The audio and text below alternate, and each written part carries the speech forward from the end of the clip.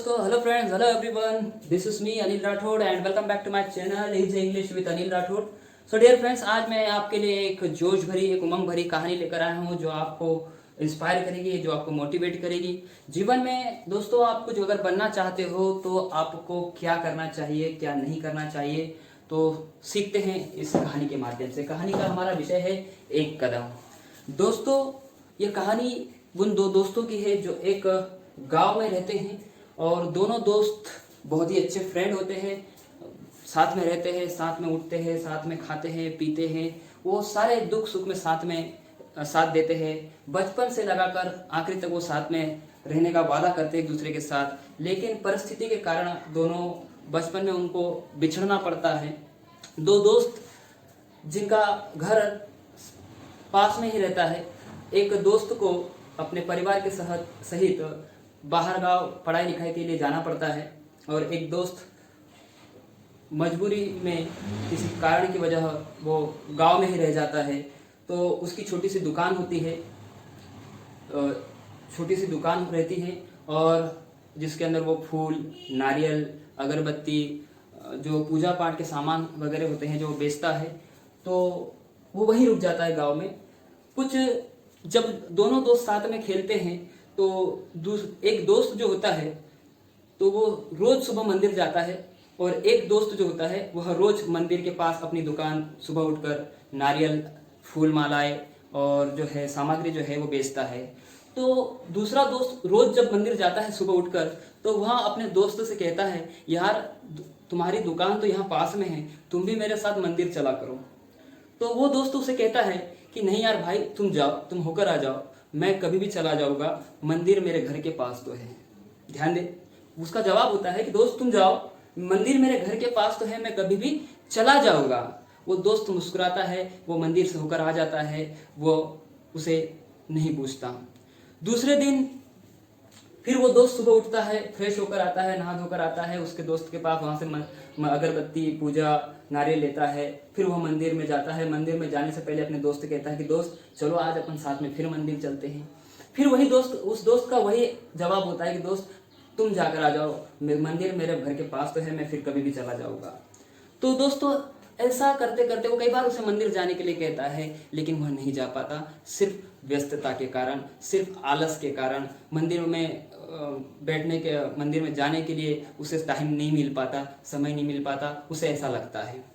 जब दोनों दोस्त बड़े हो जाते हैं तो जो दूसरा दोस्त है वह पढ़ाई लिखाई के लिए बाहर चले जाता है। वह बड़ा अफसर बनकर आता है, गांव में कई दिन बाद लौट कर आता है। और जो उसका दूसरा साथी होता है वह आज भी एक छोटी सी दुकान में, कुछ समय बाद उसकी दुकान थोड़ी सी बड़ी हो जाती है, थोड़ा सा सामान ज़्यादा हो जाता है।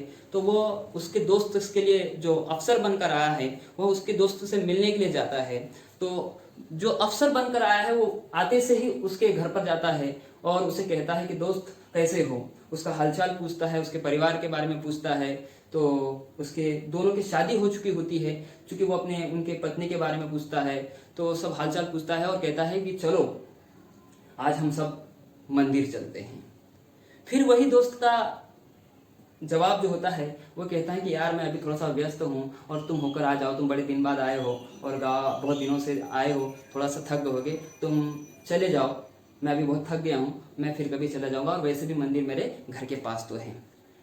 फिर कई दिनों बाद, कई सालों बाद, बहुत साल गुजर जाते हैं। दोनों अब वयस्क बूढ़े हो चुके होते हैं और बूढ़े बुजुर्ग होने के साथ दोनों को कम दिखाई देने लगता है और बुढ़ापा है, दोनों जो है बैसाखी के सहारे से चलते हैं। वो जो अफसर है वो रिटायर होने के बाद गांव में रहने आ जाता है और जब एक दिन उसकी मुलाकात फिर उसके दोस्त के साथ होती है, वो एक दिन जो है बैसाखी के सहारे से सुबह मंदिर जाने की कोशिश करते हैं और वहीं दुकान पर, सामग्री की दुकान पर, उसके दोस्त की दुकान पर ठहरता है और कहता है मुझे नारियल दो, मुझे फूल माला दो, मैं मंदिर होकर आता हूँ, चलो।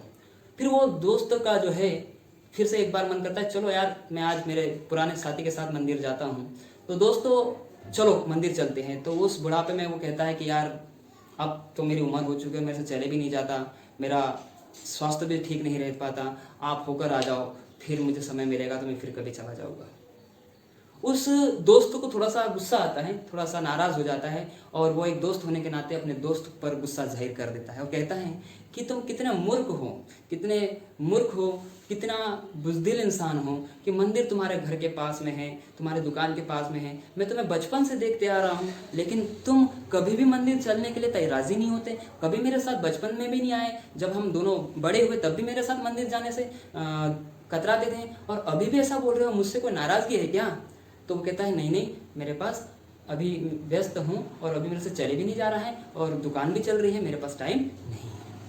उसे बड़ा गुस्सा आता है, वो उसको बहुत ज़ोर से चिल्लाता है, बोले मुझे ये तरीका पसंद नहीं आया, बोले बूढ़ा होने पर हम आ गए, बूढ़े हो चुके हैं, अभी हमारा जो है भगवान को पूजा पाठ करने का हमारा समय है, हमारा भगवान का ध्यान करने का समय है, और तुम अभी भी कह रहे हो कि हम मंदिर नहीं जाते। उसे बुरा लगता है, वह गुस्सा करके चला जाता है। जो दोस्त जो यह सामान बेचता है मंदिर के पास दुकान में, वो सोचता है कि नहीं, मेरे दोस्त को बुरा लगा। वो अगले दिन सोचता है कि मैं कल सुबह 4 बजे उठकर मंदिर जाऊंगा। एक सुबह जैसे ही वह 4 बजे उसे जाना होता है मंदिर पर, वह सुबह उठ जाता है और वो 4 बजे के जगह रात में 2-3 बजे के बीच में 2 से 3 के बजे में उठ जाता है और तैयार होकर नारियल, पूजा पाठ, अगरबत्ती वगैरह लेकर तैयार हो जाता है। जैसे ही वो दरवाज़ा खोलते हैं जाने के लिए मंदिर में, तो बाहर पूरा अंधेरा होता है, कुत्ते भौंक रहे होते हैं, शोर शराबा साइलेंट रहता है, कुछ भी नहीं आवाज़, पूरा घोर अंधेरा होता है। उसे लगता है कि अभी रात बहुत है, मैं थोड़ी देर इंतज़ार करता हूँ, 4 बज चुके होते हैं, मैं थोड़ी देर और इंतज़ार करता हूँ, मैं थोड़ी देर बाद जैसे ही दिन उजाला होगा तो मैं निकलूँगा। 4 से 4:30 बजे के बीच में वो इंतज़ार करते रहता है, और जैसे ही वो सोचता है कि मैं 4:30 बजे, और देखता है कि थोड़ा सा और अंधेरा है, तो उस कहता है कि वो सोचता है कि मैं और 5 बजे या 5:30 बजे के बीच में थोड़ा सा उजाला हो जाए फिर चलता हूँ। फिर और थोड़ा सा 5, 5:30 बज जाते हैं, फिर देखता है कि अरे यार अभी दिन तो निकला नहीं, थोड़ा सा ही उजाला हुआ, मैं सोचता हूँ और थोड़ा सा उजाला हो जाए मैं फिर जाऊँगा। दोस्तों ऐसा करते करते 6 बज जाते हैं। 6 बजते से ही देखता है, वो सोचता है कि थोड़ा सा और रुक जाओ, मेरा दोस्त आएगा, वो मुझे आवाज़ देगा, तब मैं उसके साथ जाऊँगा। तो दोस्तों वो देखता है, वो जैसे ही दरवाज़ा खोलता है तो उसके घर के सामने से एक बुजुर्ग व्यक्ति बैसाखी के सहारे धीरे एक हाथ में दिया लेकर निकल पड़ता है। चूँकि इसके हाथ में एक बड़ा सा कंदील होता है, इसके पास उसका उजाला ज़्यादा होता है, ये फिर भी थोड़ा सा डरता है कि थोड़ा सा दिन निकल जाए, थोड़ा सा समय और निकल जाए, मेरा दोस्त आ जाए तब हम जाएंगे। वो देखता है कि एक बुजुर्ग आदमी बैसाखी के सहारे से एक हाथ में दिया लेकर मंदिर की ओर बढ़ता है। उसे लगता है कि यार अब कोई ना कोई साथी तो होगा, पता नहीं मेरा दोस्त है कि नहीं, मैं जाता हूँ, हो सकता है मैं आज मेरे दोस्त के आगे मंदिर होकर आ जाता हूँ। जैसे ही उसके पास वो आवाज़ देता है कि भैया रुकिए, मैं भी आपके साथ चलता हूँ, जैसे ही वो उसके पास देखता है, वह कहता है अरे तुम इतनी सुबह? तो बोले हाँ, उसके दोस्त, वो उसका दोस्त ही होता है। तो बोले तुम इतनी सुबह जा रहे हो? बोले हाँ। बोले तुम्हारे पास तो उजाला के लिए कुछ भी नहीं है? तो बोले मेरे पास तो दीपक है, दिया है, तो तुम चले जाओगे? बोले हाँ। बोले चलो। तो उसने कहा कि तुम अब तक नहीं गए? बोले नहीं। तो कहता है कि क्यों? बोले मैं अंधेरा मिट जाने का इंतज़ार कर रहा था, मैं तुम्हारा आने का इंतज़ार कर रहा था। तो उसने कहा नहीं मेरे दोस्त, इस दिए का उजाला कितना है? तो उसने जवाब दिया इस दिए का उजाला, उसने प्रश्न पूछा उसके दोस्त ने, अफसर दोस्त ने उसके दोस्त से कि दिए का उजाला कितना है? तो उसने कहा ये दिए का उजाला इतना है जितना एक कदम हम चल सकते हैं। उसने कहा आपके कंदील में जो दिया जल रहा है उसका उजाला कितना है? तो उसका उजाला बहुत ज़्यादा है। इस दिए से जो मेरे पास दिया है उसका उजाला सिर्फ एक कदम है, मैं एक कदम चलकर एक सीढ़ी चढ़ सकता हूं, और एक कदम एक सीढ़ी चढ़कर मैं भगवान के दर्शन कर सकता हूं, मैं अपनी मंजिल को पा सकता हूं मेरे दोस्त। तो जिस प्रकार हम एक कदम चलकर एक सीढ़ी चढ़कर मंदिर में जाकर हम भगवान के दर्शन कर सकते हैं, हमारी आराधना कर सकते हैं, पूजा पाठ कर सकते हैं, हमारी मंजिल को पा सकते हैं, तो दोस्तों हमें सफलता पाने के लिए किसी के कंदील जितने लाइट की आवश्यकता नहीं है, किसी के इंतज़ार करने की आवश्यकता नहीं है, किसी के समय की इंतज़ार करने की ज़रूरत नहीं है।